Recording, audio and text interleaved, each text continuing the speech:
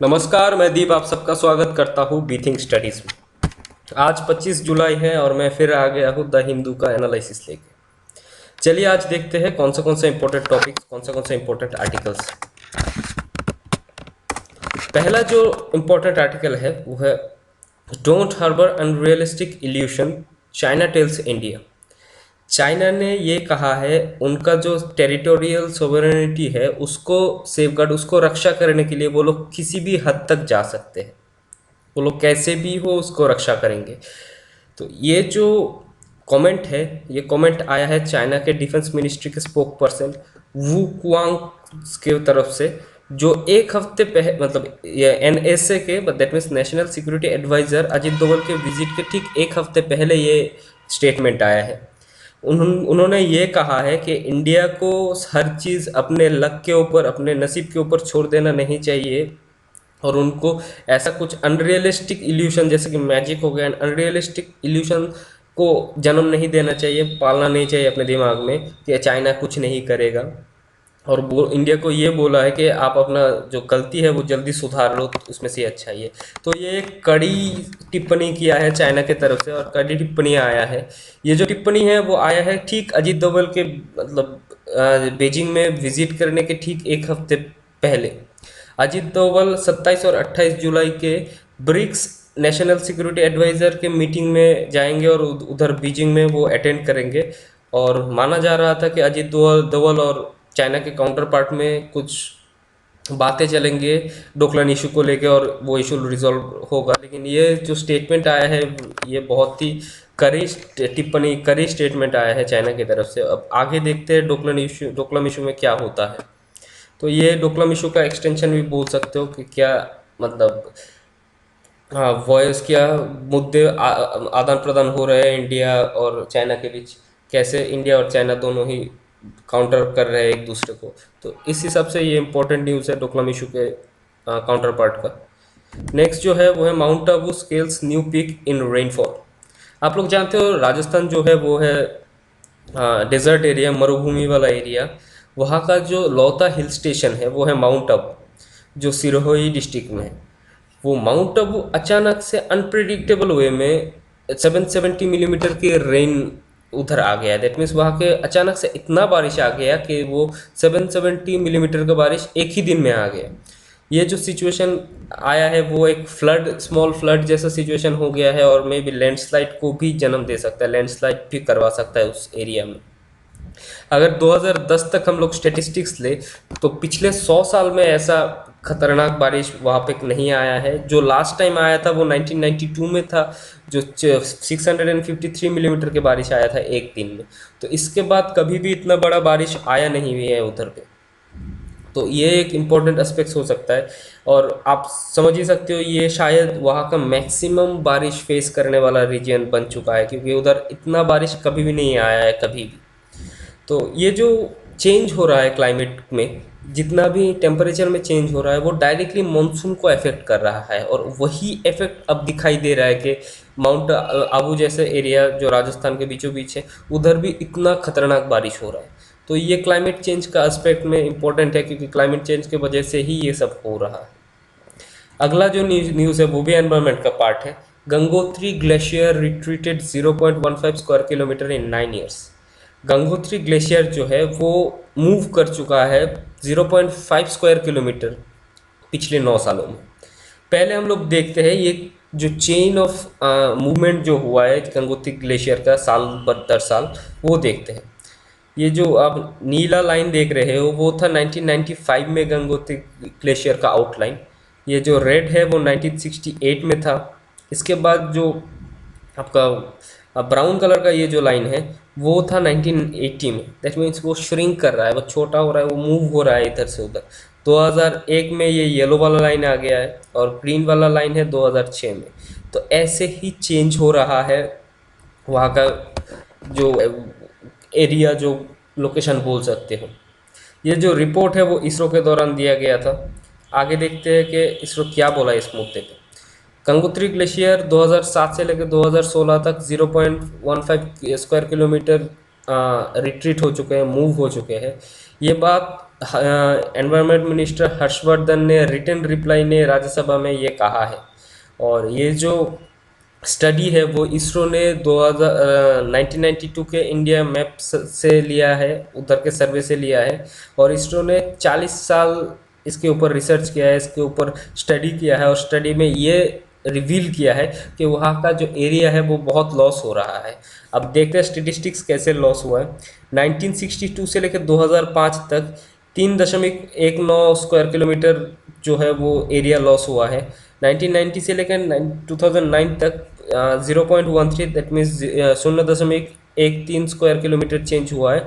और 2007 से लेकर 2015 तक 0.15 स्क्वायर किलोमीटर चेंज हुआ है, ये 0.15 होगा। तो ये चेंज देखा गया है। इसको टैकल करने के लिए गवर्नमेंट बहुत सारे मिशन भी लॉन्च कर किए हैं। इसमें से एक है mission for sustaining the Himalayan ecosystem, जिसको शॉर्ट में हम लोग बोलते हैं NMSHE, जो national action plan on climate change के आधारित है। और उसके दौरान वो लोग एस्टेब्लिश किए हैं एक सेंटर, जो centre Himalayan glaciologist Wadia institute of Himalayan geology में है। वो लोग वहाँ पे बहुत सारे थर्मेटिक टास्क फोर्स फॉर्म कर रहे हैं। 6 थर्मेटिक टास्क फोर्स है जो उसके ऊपर उनको स्टडी करेगा कि कैसे क्लाइमेट चेंज हो रहा है ग्लेशियल एरिया में, कैसे ग्लेशियल एरिया पिघल रहा है, या फिर क्या क्या चेंजेस हो रहा है। इसके अलावा वो बहुत सारे क्लाइमेट चेंज सेंटर भी बनाए हुए हैं बहुत सारे स्टेट में, जैसे कि कुछ स्टेट का नाम दिया हुआ है। स्पेशली जो हिमालयन रीजन है उस पे वो लोग बहुत सारे क्लाइमेट चेंज सेंटर्स बनाए हैं। जम्मू कश्मीर, हिमाचल प्रदेश, उत्तराखंड, सिक्किम, मणिपुर, मिजोरम, अरुणाचल प्रदेश एंड त्रिपुरा में वो लोग क्लाइमेट चेंज सेंटर्स बनाए हैं, जो मॉनिटर करेंगे कि क्लाइमेट चेंज की वजह से हिमालयन रीजन में क्या क्या इम्पैक्ट हो रहा है। और अगर हम लोग फिफ्थ असेसमेंट रिपोर्ट देखेंगे तो इस न्यूज़ में ये भी बोला है कि फिफ्थ असेसमेंट रिपोर्ट जो है inter governmental panel on climate change के द्वारा पब्लिश किया गया था 2014 में। वो लोग ये दावा किया है कि ग्लोबली, पूरे अर्थ का अगर ग्लोबली हम लोग पकड़ ले तो लैंड मतलब ज़मीन और ओशन का जो टेम्परेचर है वो बढ़ चुका है 0.85 डिग्री। 0.85 डिग्री बढ़ चुका है 1880 से लेकर 2012 तक, जो कि बहुत ही कंसर्निंग न्यूज़ है, बहुत ही रेड अलर्ट वाला न्यूज़ है। अगर हम लोग देखेंगे कि 1880 में वो जो टेम्परेचर था वो था 0.65 डिग्री, और अभी वो टेम्परेचर हो चुका है 1.06 डिग्री। तो ये जो न्यूज़ है ना बहुत ही कंसर्निंग है और बहुत ही डरावना न्यूज़ है। और इसके वजह से ही जितना क्लाइमेटिक चेंज हो रहा है तो मतलब वो बहुत कुछ ज़्यादा इम्पैक्टफुल हो सकता है। आप देख ही सकते हो, सिर्फ गंगोत्री नहीं, बहुत सारे ग्लेशियर्स ऐसे हैं जो पिघल रहे हैं इस टेम्परेचर चेंज के लिए। तो ये एक इम्पॉर्टेंट न्यूज़ है एनवायरनमेंट के एस्पेक्ट्स में।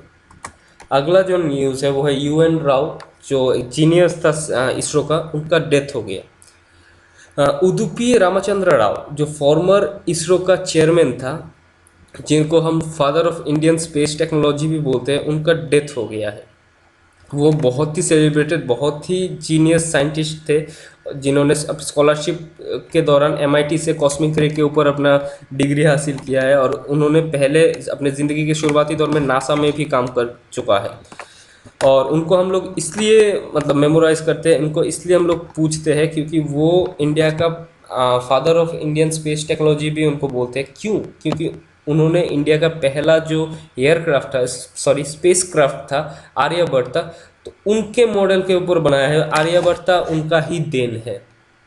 जो ये आर्यभट्ट था स्पेसक्राफ्ट था, उन्होंने बनाया था एक इंडस्ट्रियल शेड जैसे स्पेस स्टेशन, अनस्पेस स्टेशन बोल सकते हो आप, इंडस्ट्रियल शेड जैसे एरिया में जो पिनिया में है बेंगलुरु में, वैसे ही अनस्पेस एरिया में मतलब नॉर्मल से इंडस्ट्रियल शेड एरिया में, खंडर जैसा एरिया में उन्होंने आर्यभट्ट जैसा स्पेस क्राफ्ट बनाया है, और जो इंडिया के स्पेस हिस्ट्री का सबसे गोल्डन पीरियड में से है। तो उनको इसीलिए हम लोग याद करते हैं। उनका जो गाइड था अपने PhD लेवल का, वो थे हाँ विक्रम साराभाई, जो बाद में इसरो का चेयरमैन भी बन चुके थे। और उनके अंडर में ही, उनके गाइडेंस में ही UR राव ने अपना काम सीखा और अपना काम को आगे बढ़ाया। उन्होंने सिर्फ आर्यभट्ट में भी नहीं, रिसेंट बहुत सारे ऐसे प्रोजेक्ट है जिन्होंने उनका इन्फ्लुएंस बहुत ज़्यादा था, जैसे कि चंद्रयान 1, इसके बाद मार्स ऑर्बिटल मिशन, और आने वाला जो चंद्रयान 2 वाला मिशन जो 2018 में लॉन्च करेंगे, उन्होंने उसमें भी उनका बहुत बड़ा अवदान है, तो उसके लिए उनको हम लोग याद करते हैं। अगला जो न्यूज़ है, opposition six scrutiny of banking regulation scheme. Union finance minister जो है अरुण जेटली, उन्होंने एक नया bank regulation amendment bill 2017 Lok Sabha में इंट्रोड्यूस किया है, जो अपोजिशन चाहते हैं कि स्टैंडिंग कमेटी इसको स्क्रूटिनी करे। ये पहला जो मुद्दा है वो टीएमसी ने उठाया है। टीएमसी का जो एमपी है शुगोतो राय, उन्होंने बोला है इस बिल को स्क्रूटिनी करने के लिए स्टैंडिंग कमेटी को भेजना चाहिए, स्टैंडिंग कमेटी के पास। ये जो बिल है वो बिल एक्चुअली 1949 के बैंकिंग रेगुलेशन एक्ट को रिप्लेस करेगा, और अभी जो बैंकिंग रेगुलेशन अमेंडमेंट ऑर्डिनेंस है उसको परमानेंट कर देने के लिए है। तो इसलिए ही सुगोतो राय इसके अगेंस्ट में है। चलिए देखते हैं ये बिल आरबीआई को क्या करे, मतलब क्या पावर देंगे। ये बिल आरबीआई को अलाउ करेंगे कि वो एक इंसॉल्वेंसी रिजोल्यूशन प्रोसेस बनाए जो स्पेसिफिक स्ट्रेस एसेट को मतलब सॉल्व करे। स्ट्रेस एसेट को क्या करना चाहिए वो देखे, उसके लिए एक इंसॉल्वेंसी रेजोल्यूशन पास करने के लिए। और आरबीआई को और भी एम्पावर्ड करेगा ये कि वो लोग डायरेक्टिव मतलब इशू और डायरेक्टिव और रेजोल्यूशन ले, और अथॉरिटीज़ और कमिटीज़ को अपॉइंट करे जो एडवाइस कर सके बहुत सारे बैंकिंग कंपनीज को कि स्ट्रेस्ड एसेट या फिर आइडल एसेट या फिर आप बोल सकते हो नॉन परफॉर्मिंग एसेट को कैसे वो लोग रिजॉल्व करें, कैसे ये करें, उसको यूज़ किए। उसके लिए वो लोग एक कमेटी या फिर अथॉरिटीज़ फॉर्मेशन कर सके, ऐसा पावर देना चाहते हैं गवर्नमेंट इस अमेंडमेंट के दौरान। लेकिन टीएमसी के जो एमपी है सुगोतो राय, उन्होंने ये कहा है आरबीआई एक ऐसा इंस्टीट्यूट है जो डिमोनेटाइजेशन के बाद अभी तक नोट तक गिन नहीं पाया है, तो उनको इतना बड़ा पावर अगर हम लोग दे दे तो शायद ये गलत हो सकता है, क्योंकि वो लोग मैक्रो इकोनॉमी से उनका ध्यान हट के माइक्रो इकोनॉमी में पहुंच जा सकता है। तो ये इंडियन लोगों के लिए बहुत खतरनाक हो सकता है। टीएमसी के जो एमपी है उनका ये कहना है। और अगर हम लोग नॉन परफॉर्मिंग एसेट देख ले, बैंक का नॉन परफॉर्मिंग एसेट बहुत बढ़ चुका है जो कि 9 लाख करोड़ हो चुका है, और इसीलिए गवर्नमेंट चाहता है ये बिल को लाया जाए। तो ये एक इम्पोर्टेंट एस्पेक्ट हो सकता है इकोनॉमी के दौरान। अगला है Jaintia tribesmen perform a ritual during age old Behdienkhlam festival at Tuber village in Meghalaya. जब भी नॉर्थ ईस्ट का कोई भी फेस्टिवल आ जाता है आप जान लो वो इम्पोर्टेंट है। इस साल भी एक क्वेश्चन आया था कि मणिपुरी जो ट्रेडिशनल डांस है उसमें करताल के साथ साथ और कुछ इंस्ट्रूमेंट यूज़ होता है कि नहीं। तो इस हिसाब से ये भी न्यूज़ इम्पोर्टेंट हो गया है।